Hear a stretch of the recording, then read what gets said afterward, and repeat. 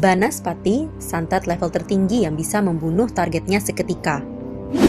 Sejak zaman kenabian, bahkan jauh sebelumnya, yang namanya ilmu sihir santet atau tenung, guna-guna dan ilmu hitam lainnya memang diyakini keberadaannya. Ilmu gaib yang tak kasat mata ini digunakan untuk mencelakai orang lain dari jarak jauh. Konon, medianya pun beragam, bisa menggunakan rambut, foto, boneka, berbagai jenis bunga, dupa, paku, dan benda lainnya.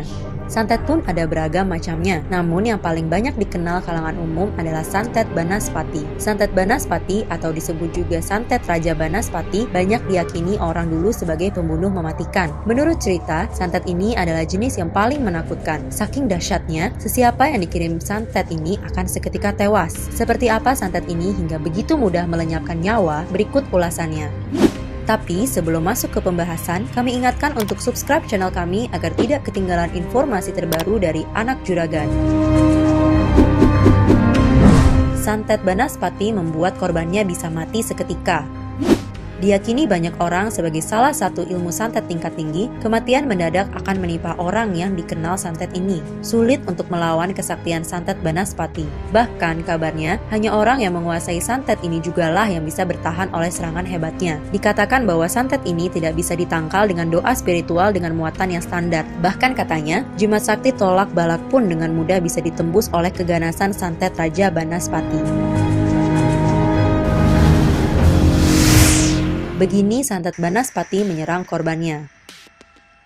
Telur ayam kampung yang keluar pertama kali dari induknya diyakini sebagai media untuk menciptakan santet Banaspati. Menurut cerita, telur akan dimantrai sesuatu orang yang akan dituju. Setelahnya diadakan ritual di atas bara api hingga telur tersebut meletus dan mengeluarkan bara api yang menyala-nyala. Bara api ini kemudian akan secara otomatis melayang terbang menuju sasaran yang telah ditetapkan.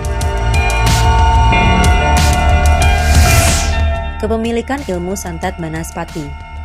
Di zaman yang gandrung dengan layanan internet, maka akan banyak ditemui situs website atau jejaring sosial yang mengaku sebagai orang yang menguasai santet Banaspati. Lantas, membuka pengumuman untuk praktek belajar santet Banaspati atau layanan untuk menyantet orang. Keterbukaan ini berbanding terbalik dengan sikap tertutup orang-orang yang konon memiliki ilmu santet Banaspati. Faktanya, santet Banaspati dimiliki orang yang katanya harus melalui 9 tingkatan dengan tahapan ritual yang berat. Karenanya, di zaman dulu saja hanya sedikit orang yang mampu menguasai ilmu ini. Selain dengan ritual, konon santet Banaspati bisa dimiliki oleh keturunan orang yang menguasainya dengan cara catatan keturunan dengan silsilah yang jelas.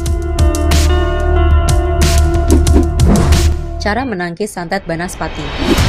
Kapur sirih yang diyakini dapat menangkal santet Banaspati. Ada yang beranggapan bahwa santet Banaspati yang menyala-nyala terlihat seperti api akan bisa ditangkal dengan air. Namun katanya, ternyata air tidak mempan untuk menangkal santet Banaspati. Karena pada hakikatnya, api yang menyala bukanlah api yang biasa yang bisa dipadamkan oleh air. Benda yang diyakini bisa menangkal santet Banaspati adalah kapur sirih. Kapur sirih sendiri dapat dibuat dengan merendam batu kapur atau gamping di dalam air selama minimal 1 minggu. Itulah santet Banaspati yang konon ditakuti dan keganasannya bisa bikin korbannya mendadak kehilangan nyawa. Meski kini eksistensi santet Banaspati hampir tidak terdengar lagi, namun dulunya ilmu ini sempat menggemparkan masyarakat karena menjatuhkan banyak korban. Kalau di lingkungan sekitarmu, apa masih ada rumor tentang keberadaan santet?